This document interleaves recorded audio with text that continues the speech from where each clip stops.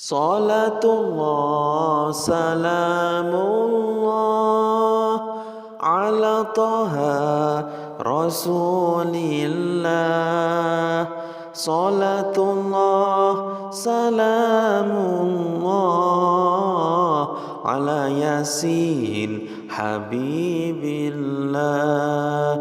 Salatullah salamullah ala yasin habibillah. Ramadan wulane teka, wektune ngelakoni poso. Ramadan wulane poso, kanggo kita sedaya. Ramadan wulane poso, kanggo kita sedaya. Iku dawuhe Allah, Gusti Allah kang maha kuwasa. Iku dawuhe Gusti Allah ingkang maha kuwasa.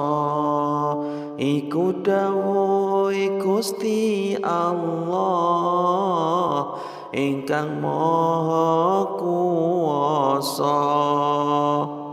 Ramadan iku wektune do saur saben dina, sadurunge salat subuh jo nganti ditinggalno.